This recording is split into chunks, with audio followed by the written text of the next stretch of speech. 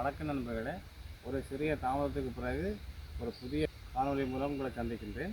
இன்றைக்கும் ஒரு இயற்கையுடன் ஒன்றிய காணொலி தான் உங்களை காட்ட போகிறேன். என்ன காணொலி என்றால், எங்களோட ஊரில் இயற்கை அழகு. எங்களோட ஊரில் இயற்கை அழகுன்னு சொன்னால், எங்களோட ஊரில் உள்ள கோயில்கள், குளம் சார்ந்த வயல்வெளிகள், காடுகள், இயற்கையை தான் உங்களுக்கு காட்ட போகிறேன். வாங்க காணொலிக்குள்ளே போகலாம். இப்போ பார்த்தீங்கன்னா, இது எங்களோட ஊரில் உள்ள குளம். குளத்தை பாருங்கள், இப்படி ஒரு அழகான குளம். குளம் நிறைய தண்ணி இருக்குது. நிறைய குளம், அவ்வளோ தண்ணி இருக்குது. அந்த இயற்கை காட்சிகளை பாருங்கள். பின்னாடி வயல்வெளிகள், அங்கால மாடுகள் நிற்கிது பாருங்கள். மாடு இப்போ தான் தண்ணிக்கு வருது. இந்த குளத்துலாம் நிறைய மாடுகள் தண்ணி குடிக்கிறது. மாடுகள் தண்ணிக்கு வந்துருக்கு தான் பாருங்கள். நிறைய மாடுகள் வந்து வயலும் வயல் சார்ந்த இடமும் மருத நிலம்னு சொல்லுவாங்க. ஆனால் எங்களோட இடம் குளமும் வயல் சார்ந்த இடமும் தான் இருக்குது. அப்படியே பாருங்கள், அப்படியே ஃபுல்லாக காட்டுறோம் பாருங்கள். எவ்வளோ பனந்தோப்புகள், வெளிகள், ரோடுகள், நிறைய இங்கே கூடுதலாக மாடுகள் தான் பாருங்கள் தண்ணிக்கு வந்துடும். இந்த டைம்லேயே மாடுகள் தண்ணிக்கு வந்தால் பாருங்கள். இந்த குளத்தை நாடி தான் எல்லா மாடுகளும் தண்ணிக்கு வாருது. அதே மாதிரி காற்றும் வீசிக்கொண்டு இருக்குது. ஒரு இயற்கை இடம். இப்போ பார்த்தீங்கன்னா பாருங்கள், மாடுகள் தண்ணி குடிக்கிறதுகள், நிறைய மாடுகள் வந்து குடிக்கிறதுகள். இப்போ ஒரு கொஞ்சம் மாடு தான் வந்து இறங்கி இருக்குது குளத்தில். நல்லா தண்ணி குடிக்கணும். இந்த வெயிலுக்கு நல்லா தாகம் இல்லை. தண்ணி குடிச்சிட்டு இப்போ புல்லு வலிக்கிட்டோம். இந்த பாருங்க, தண்ணி குடிச்சிட்டு திரும்பணும் எல்லோரும். இனிமேல் மேய்ஞ்சிட்டு எனக்கு பின்னேறம் வந்து தான் குடிப்பேன் திருப்பி. இந்த பாருங்கள், எப்படி தண்ணி குடிச்சிட்டு வரிசையாக போய் கொண்டு இருக்கணும். ஆக்கள் போன மாதிரி ஆக்கள் போன வரையும் எல்லோரும் வரிசையாக போனோம் மேய்ச்சலுக்கு. சரி, மேய்ஞ்சிட்டு அப்புறம் திரும்பி வரும்போது தண்ணி குடிச்சிட்டு அப்படியே போய்ட்டு போக வேண்டியது. இப்போ பார்த்தீங்கன்னா பாருங்கள், எப்படி ரோட்டை கிராஸ் பண்ணி வரையினோம்னு சொல்லி அங்கே குளத்துலேருந்து ரோட்டை கிராஸ் ஆகி இங்கே அடுத்த பக்கம் வந்துருக்கணும். கயத்தோட மாரினோம், கயிறு இல்லாமல் மாரினோம். சின்ன கண்டர்களை பாருங்கள் எப்படின்ட்டு நல்லா துள்ளி ஓடி வரையினோம். பார்த்தீங்கன்னா ஒரே வயல்வெளி. அங்காலையும் பின்னுக்கு பாருங்கள், மாடுகள் இன்றைக்கி நிறைய பட்டியல் இருக்குது.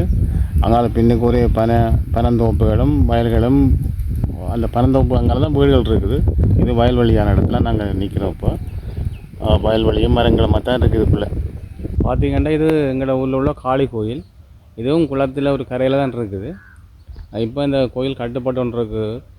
அதே மாதிரி எங்களோட குளத்தை சுற்றி 3 கோயில் இருக்குது முக்கோண வடிவில். நான் மற்ற கோயிலும் உங்களுக்கு நான் காட்டுறேன் பாருங்கள். இந்த காளி கோயில் எப்படி பாலை மரத்தோடு இப்படி ஒரு அழகாக இருக்குன்னு பாருங்க. கட்டுமான பணிகள் நடந்து கொண்டு இருக்குது. பழமையான ஒரு கோயில் உண்டு. அதில் பார்த்திங்கன்னா மரங்களும், இங்கால மற்ற சைட்டில் வயல்வெளிகளும். இங்கே நிறைய வயல்வெளிகள் தான். இப்போ பார்த்திங்கன்னா இது நாகதம்பிரான். இது காளி கோயிலோடு சேர்ந்துருக்கு. கோயிலுக்கு கொஞ்சம் ஒரு 20 மீட்டர் தள்ளி இருக்குது. இது நாகதம்பிரான், காளி கோயிலுக்குரிய நாகதம்பிரான் தான் இது. இதை பார்த்திங்கன்னா பட்ட வடிவில் கட்டி இது ஏற்கனவே புத்துலாம் இருந்தது. அந்த புத்து அப்படியே உடைக்காமல் பழைய புத்தை அப்படியே வச்சு கட்டிக்கிறாங்க. இதில் இருக்கிறது பழைய காலத்து புத்து. இந்த புத்துலாம் அந்த நாகதம்பிரான் இருந்ததுன்றதுக்காக அந்த புத்தை அப்படியே வச்சுருக்காங்க. பார்த்தீங்கன்னா இப்போ நாங்கள் காளி கோயில் பார்த்துட்டு போய்கொண்டிருக்கிறோம். இப்போ நான் குளக்கரையில் நிற்கிறோம். பாருங்கள், எவ்வளோ மரங்கள், பெரிய பெரிய மரங்கள்லாம் நிற்கிது. குளத்துக்குள்ளே நிற்கிது, குளக்கட்டிலே நிற்கிது. நீர்க்காகம் ரெடியாக இருக்குது பாருங்கள். எப்போ மீன் கொஞ்சம் மேலே வரும் பிடிக்கலாம்னு நீர்க்காகம் மீனை எதிர்பார்த்து காத்திருக்குது. அப்படியே மற்ற பக்கம் பார்த்தா எப்படி இருக்குது எங்களோட குளத்தின் அழகை பாருங்க. ஒருக்கா ஒரு இயற்கையுடன் கூடிய குளம் மட்டும் தான் சொல்ல வேணும். இந்த குளத்தில் நிறைய நீர்ப்பாசனம் செய்கிறது எல்லாமே நீரிறைக்கும் இயந்திரம் மூலம்தான் நீரை எடுத்து பயன்படுத்துகிறது. தோட்டங்களுக்கு செய்வாங்க. தான் நீரிறைக்கும் இயந்திரம் மூலம் தான் நீர் எடுத்து தோட்டம் செய்கிறது.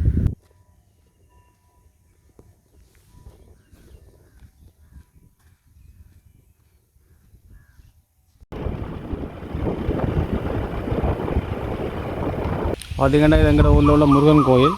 இப்போ கட்டுமான பணிகள் நடந்தோன்றிருக்கு. கோயிலை பாருங்கள், இன்னும் வேலை முடியலை.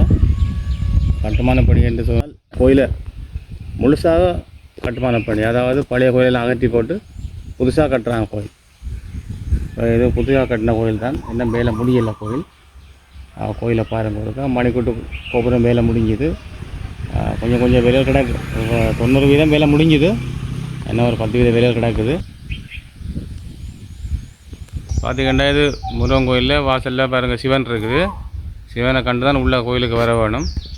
அது ஒரு பழைய காலத்து காலம் கிடந்த ஒரு அரச மரம், அதோடு சேர்ந்து வேம்பும் சேர்ந்து இருக்குது. அரசும் வேம்பும் சேர்ந்து இணைஞ்ச இடத்துல தான் சிவன் இருக்கிறார். நான் மரத்தை காட்டுறோம் பாருங்க எப்படி இருக்குன்னு சொல்லி. பழைய காலம்னு சொல்லி கனக வருஷங்கள் கடந்த மரங்கள் இதுகள். அதோடு சேர்ந்து பாருங்கள் கீழே அந்த மரத்தில் வந்து அதில் வந்து சிவன் உருவங்கள் மாதிரி அந்த மர வேரில் இருக்குது. அதை நான் உங்களுக்கு காட்டுறேன். இந்த முருகன் கோயிலில் தீர்த்த கிணறு நான் முதல் காட்டின குளம் இருக்குது தானே, அந்த குளத்து நடுவில் இருக்குது. குளம் பற்றினா தான் அந்த கிணத்துல தீர்த்தம் மாறுறது. இதே வந்து பாருங்கள் சிவன் வந்து முருகன் மூலஸ்தானத்துக்கு நேரியே அப்படியே மூலஸ்தானத்தை பார்த்தபடியே இருக்கிறார். முருகனை பார்த்தபடியே உதய நேர்கோட்டில் இருக்கின்ற மாதிரி தான் இருக்கு. இந்த டைமும் முருகனை பார்த்தபடியே சிவன் இருக்கிறார். முருகன் வந்து சிவனை பார்த்தபடியே இருக்கிற. இது மருத மரம் முளைக்காட்டில் நிற்கிது. இது வந்து நல்ல இடநாள மரமும் நல்ல வந்து இதுக்கு கீழே நல்ல ஈஸியில் இருந்த மாதிரி இருக்குது. இதுக்கு கீழே நம்ம இருந்த மாட்டோம் வெயில் காலத்தில். குளத்தில் இருந்து வர காற்றும் மருத மரத்தின் நல்ல கூலும் இதுக்கு கீழே படுத்திருந்தால் நாள் முழுக்க படுத்துக்கலாம். சாப்பாடும் தேவையில்லைன்ற மாதிரி இருக்கும். அவ்வளோ ஒரு ருச்சியாக இருக்கும். அப்படியான ஒரு மரம் தான் இந்த மருத மரம். அதோட பாருங்கள் இங்கே பார்த்துல இந்த மரத்தில் நொங்கும் கிடக்குது பக்கத்தில். அதோட குளத்துக்கு தான் அந்த மரம் நிற்கிது பனைமரம். அதில் நல்ல நொங்கும் இருக்குது. அப்படியே பாருங்கள் பின்னுக்கு பாருங்கள் அப்படியே குளம். இந்த குளத்தின் இப்போ நாங்கள் காட்டுற இடத்துல தான் அந்த கோயிலில் தீர்த்த கிணறு இருக்குது. இப்போ நாங்கள் முதல் காட்டின முருகன் கோயிலில் தீர்த்த கிணறு இப்போ நாங்கள் காட்டுற இடத்துல தான் இருக்குது தீர்த்த கிணறு. இது குளம் பார்த்தினா தான் அந்த தீர்த்த கிணத்தை நம்ம தீர்த்தமாடக்கூடிய மாதிரி இருக்குது, கிணத்தை பார்க்கக்கூடிய மாதிரியும் இருக்கும். அந்த குளத்தின் அழகை பாருங்கள் எப்படி இருக்குன்றது. எல்லாம் புல்லுகள் வந்து மேலே இருக்குது. நிறைய தண்ணி இருக்குது. ஆழமான குளம் தான் இது. அந்த மேலே புல்லுகள் வளர்ந்துருக்கிறதால எங்களுக்கு அப்படி தெரியுது. அப்படியே பாருங்கள் பின்னுக்கு தெரிகிறது அங்காளத்தில் வீரபத்திர கோயில். அதுக்கு தான் நாங்கள் போக போகிறோம். இப்போ இந்த கரையை நாங்கள் காட்டுற பக்கத்தெல்லாம் போக வேணும். கொஞ்சம் முள்ளுகள் செடிகள் இருக்குன்னு தான் சமாளித்து போவோம். பார்த்திங்கன்னா இது நாவல் மரம் பாருங்கள். நாவல் எப்படி செழித்து நல்லா இருக்குது. நாவல் மரம் நல்ல செழிப்பான மரமாக இருக்குது. பார்த்திங்கன்னா இது எங்களோட வீரபத்திர கோயில். அந்த கோயிலை தான் இப்போ நீங்கள் பார்க்குறீங்க. இது ஒரு பழைய காலத்து வீரபத்திர கோயில் தான். அதை திரும்ப பழைய கோயில் எல்லாத்தையும் அகற்றி இப்போ புது கோயில் கட்டியிருக்கிறாங்க. பழசு வந்து சும்மா டெம்பரரி செட்டாக தான் இருந்தது. அதை இப்போ புதிய கோயிலாக கட்டியிருக்கிறோம். கோயிலை பாருங்கள். நவக்கிரகத்தை ஒருக்கா பாருங்கள். ஒருக்கா நான் கிட்ட காட்டுறேன் உங்களுக்கு. இந்த கோயிலில் வந்து நவக்கிரகங்கள் இருக்குது. நவக்கிரகத்துக்கு நாங்கள் ஏதாவது பரிகாரம் செய்ய இங்கே வந்து செய்யலாம். பார்த்தீங்கன்னா இந்த குளத்தின் மரகரையில் நிற்கிறோம். இந்த பாருங்கள் மேலே இந்த கடல் பாசி மாதிரி மேலே பிடிச்சிருக்கு. நான் நிறைய தண்ணி நிற்குது. மேலே ஒரு கடல் பாசி மாதிரி தான் தெரியுது. அப்படி ஒரு பூக்கள் மாதிரி ஒன்று பிடிச்சி கிடக்குது. மேலே பார்த்தீங்கன்னா கோயில் கரையோட மருத மரம் நிற்குது. மருத மர கிணறுல தான் வீரபத்திரர் இருக்கிற மாதிரி இருக்குது. ஏன்னா மருத மர கரையோட இருக்கிறேன். நல்ல பெரிய மருத மரம் உண்டு. நான் குளக்கரையில் நிற்கிறேன்.